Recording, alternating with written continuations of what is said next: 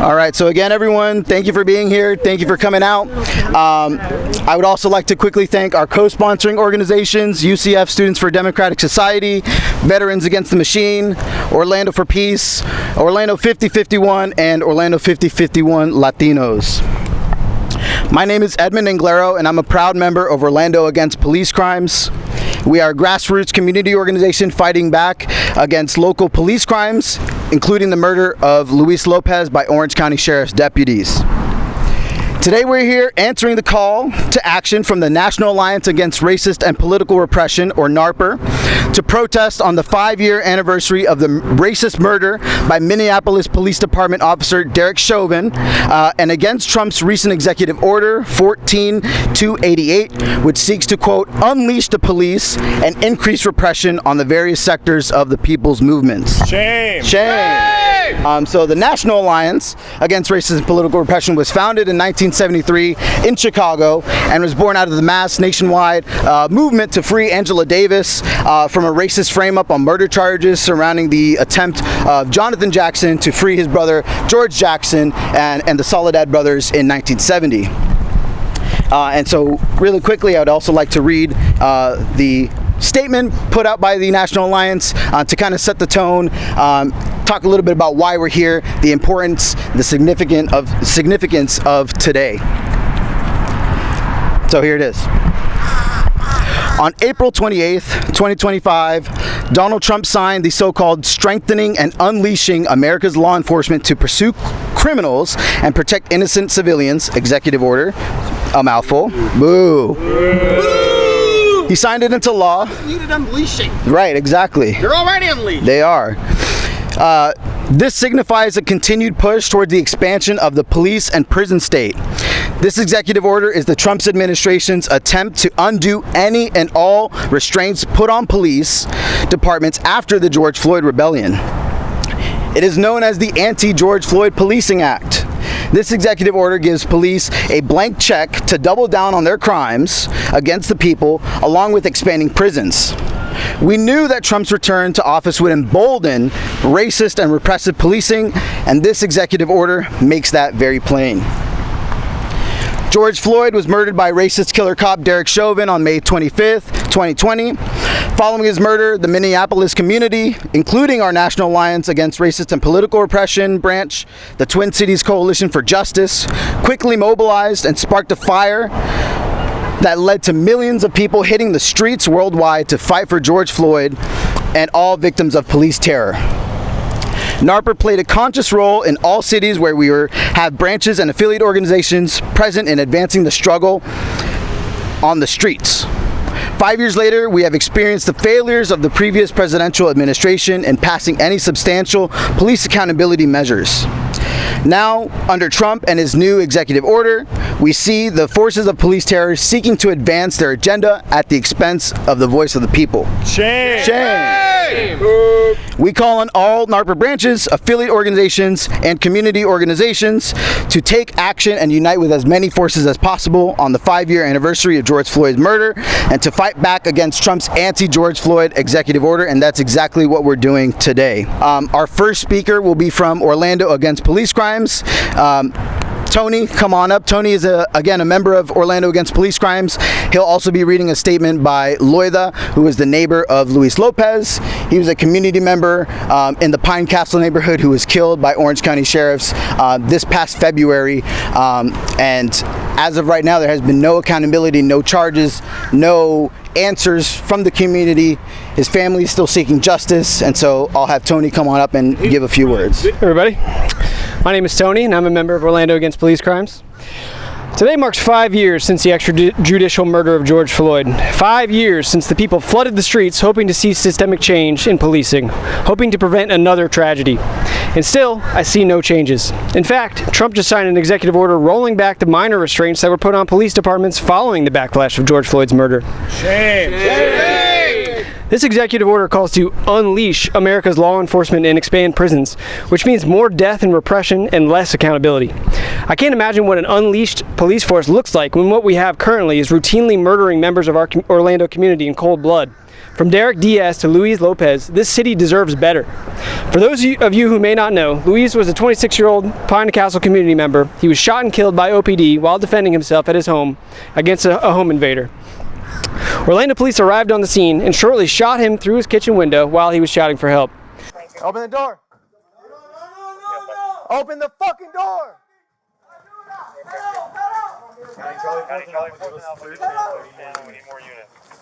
I can't see. Open the fucking door right now. Come on here. Come on here. Open the fucking door. Hey, drop the knife. Drop the knife. Drop the knife. Drop the knife. Drop the knife. Drop it. Shame! That's why Orlando Against Police Crimes is aligned with the National Alliance Against Racist and Political Repression in demanding justice for George Floyd and all victims of police terror, rescind Trump's police and prison state executive order, pass the George Floyd Justice and Policing Act. And I'd like to end here by reading a statement written by Loida, the neighbor of Luis Lopez. And she says, "Since I was little, my parents always taught me if I ever had an emergency to call 911. And that night, when my friend was in need, the first thing I did was to dial 911, hoping for help. I never thought that the officers who I called for help were going to be the ones killing my friend. Having to explain what happened to his parents and sister was heartbreaking. I didn't know how to tell them that the people who should have helped him were the ones who killed him. We are all waiting for justice. My friend did not deserve to die. No other family should go through the pain we're going through. Alex Duran and Paul Ortiz should not be working as police officers if they are not prepared to act the right way. That night, without any communication, they just shot my friend. I didn't know how to act, and that's the reason why I called them. They should be trained. Well, they should not know how to act in these cases. You can't just go to the place of emergency and start shooting. Are these what they are getting trained for? I wake up in the middle of the night hearing the gunshots of that night, hoping for a bad dream, but it's not. My friend is dead. He had so many plans and a bright future. He was hoping to see his parents soon, and all of that was taken from him. I ask you to please take action. My friend deserves justice. We all want justice for my friend Luis Lopez. We all want justice for my friend Luis Lopez." Hello, my name is Grisha. I'm with UCF Students for a Democratic Society, and I'm here because the Trump administration wants to give unlimited immunity to the police.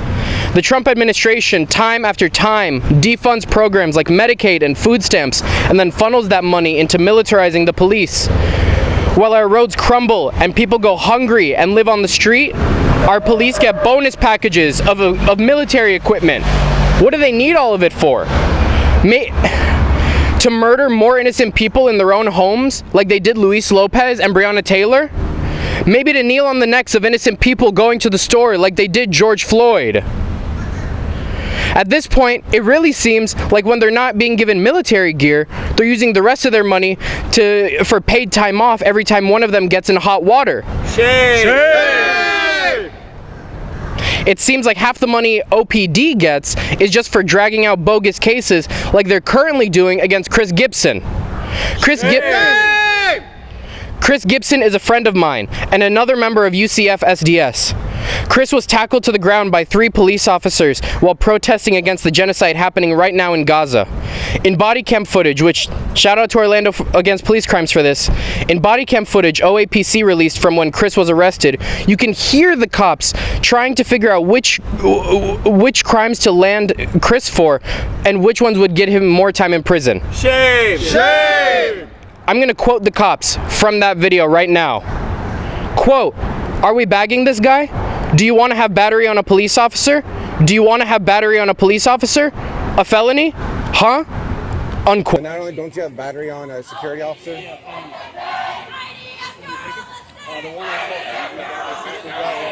you not have battery on a security officer? You have a felony?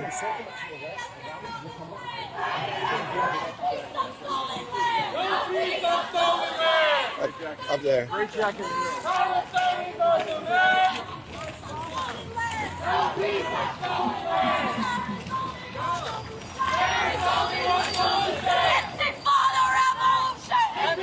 what's in that bag, that other bag that you have, the blue bag.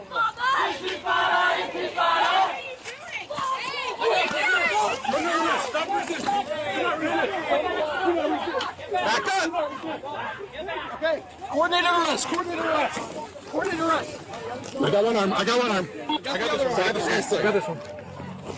Cuffs, cuffs, cuffs. Resisting. Grab cuffs, grab cuffs.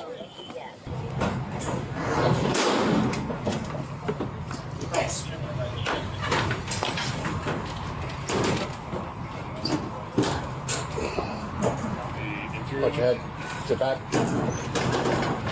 Hey, lock him. At this point, you get a bigger police presence to protect a Tesla dealership than you do to protect a woman being abused. The police will have huge responses to a homeless person stealing food to survive, but then they do nothing when corporations steal billions from all of us. While people can barely afford eggs or rent, Elon and his buddies get tax breaks, and we send another $50 billion to Israel. This administration does not care about you or me. They only answer to the highest bidder. And the state makes sure they can do all of this by using the police to brutalize anyone that gets in their way, or anyone in the vicinity if they feel like shooting someone that evening. Shame! Shame. The daylight murders, absolute, abject, cruel, inhuman murders of innocent people like Luis Lopez and George Floyd are not only unforgivable, but entirely tied with the police. Their jobs require that police are willing to coldly execute people regularly and then go on with life like nothing happened. The police do not care about you or me. And the Trump administration cares even less. But everyday people care. The people who organized this event care. The people who came out to this event care. That's why we all need to get organized, because nobody else is going to fight for us. Only we can fight for us. Talk to the amazing people from Orlando Against Police Crimes, 5051, Orlando for Peace, Vets Against the Machine, NARPR. Or if you're a student and you came here, come talk to me and the other SDS people if you want to get organized. If we fight for each other, we will win. Few words about the connections between the police and the state of Israel and its genocide in Palestine. Give it up for Terry. The police in this country learn from Israel and from the IDF and the other forces in Israel when they go to train there, or vice versa when the IDF comes here to train the police. And there have been thousands of U.S. police trained by the IDF. And it's been a reciprocal thing, because there is evidence too that the whole stop and frisk tactic that's used here in the United States was used here first and then imported to Israel to use against the Palestinians. So they do have that kind of mutual relationship there. But we all should know about it. We should be, when we find out that our own county or our own city is doing this and spending taxpayer money. It's not always taxpayer money. I mean, we should protest it even if it's private money, but especially if it's taxpayer money, we should protest it being used in that way. But yeah, ever since a few months after 9/11, there has been this kind of so-called cooperation or whatever under the guise of counterterrorism. But there is absolutely no evidence that what they're doing, what they're learning, etc., stops violence. If they're calling terrorism like violence against individual people, innocent people for a political motive or whatever, there's no evidence that this type of training helps anything, and in fact it's quite the opposite. So yeah, I'm from Orlando for Peace, and we try to get to what is the root cause of why we don't have peace, why we don't have peace in our communities, in our nation, and internationally. And that's where we come to see there is lots of evidence about what is most likely to create peace.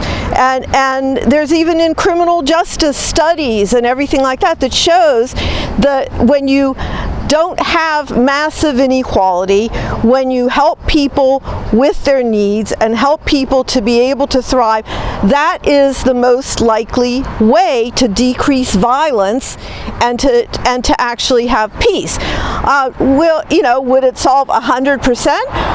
No, but it would go a long way, and that's what we should be doing and using, is evidence-based studies like that, and that's what we all should be working for in our communities as well as in our foreign policy, and realize that it's really the same interests. The big money, basically the big money, the corporate interests that want to control massive amounts of the Earth's resources and keep it from us being able to use it more equitably in a way that we could all benefit and thrive. It is those same forces that cause problems with our policy here, whether it be the police violence, whether it be people not being able to have health care, housing, etc. And it's the same forces that are responsible mostly for the foreign policy of the United States and the war and the supporting militarism overseas.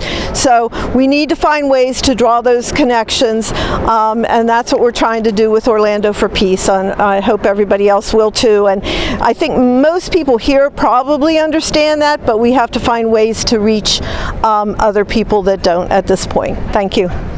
Executive Order 14288 aims to undo any and all restraints put on police departments following the George Floyd rebellion. We call it the Anti-George Floyd Policing Act.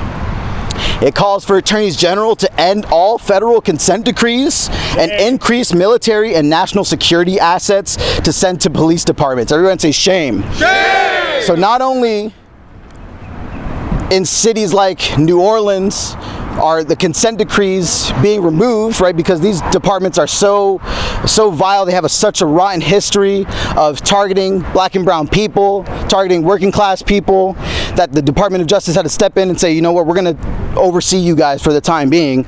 That's gone away. It also increases military, technology for these departments, right? Things like tanks and fully automatic rifles, things that police don't need. Drones, right? Drones, surveillance. Exactly, right. Things like that. It's why is that even a thing when there's people out on the streets, people can't afford health care, etc. It also threatens legal actions against local leaders who put any restrictions on law enforcement, and to work with the Department of Homeland Security, like I said earlier, to facilitate mass deportations. Shame! Shame! It calls for attorneys general to direct state and local law enforcement training and policies, enhance and expand prisons, as if there's not already, a drastic, oversized prison population in this country. We are the largest prison population in the entire world. It also strengthens legal protections for law enforcement officers, as if they're not already completely protected from any sort of repercussions or accountability, especially here in the state of Florida with things like the Law Enforcement's Bill of Rights and Marsy's Law, etc. And it also strengthens sentences for those accused of crimes against police officers, like Chris Gibson. He's a member of UCF Students for Democratic Society, we heard earlier. He's facing felony charges for doing nothing, for protesting against the genocide in Palestine, and that's a damn shame. Everyone say shame. Shame! So with that being said, I'm actually going to have Chris come on up and deliver a few words about his case, updates, and how that's going.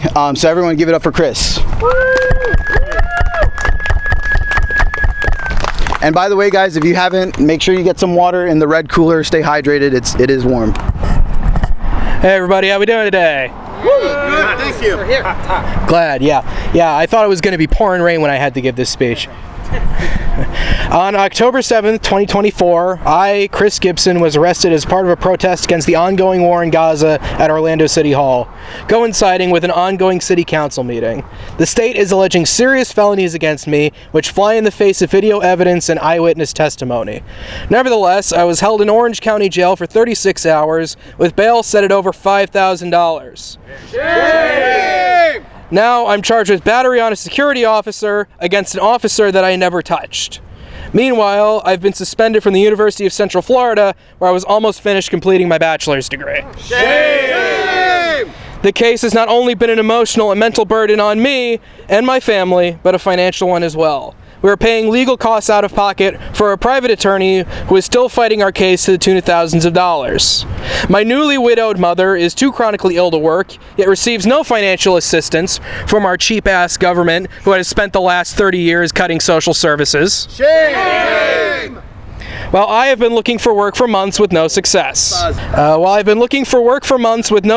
Something which has only been harder now that I have felony charges going to trial. In short, we cannot afford to keep fighting on our own. As the Trump administration escalates its attacks on protesters of any kind, threatening anything from misdemeanors to violent deportations, people like me can't afford to stay passive and let the state put them through legal gauntlets in exchange for their rights. Right on. This is why I'm out here today, and this is why I appreciate the help I've gotten from Orlando Against Police Crime so much. The organization has been trying to put me in touch with pro bono legal representation. They've been looking through the public records on the officer I've allegedly victimized, who has a nasty habit of putting his hands on people for no reason, it turns out. Shame! And in an interview I gave, it must have been about 2 weeks ago with Central Florida Public Radio, the interviewer kind of categorized what I'm going through as sort of the tip of the iceberg of what Orlando Police Department and Orange County Sheriff can really do to people. Is it the worst thing that they've done to someone? Absolutely not. But it's only going to get worse the deeper you look.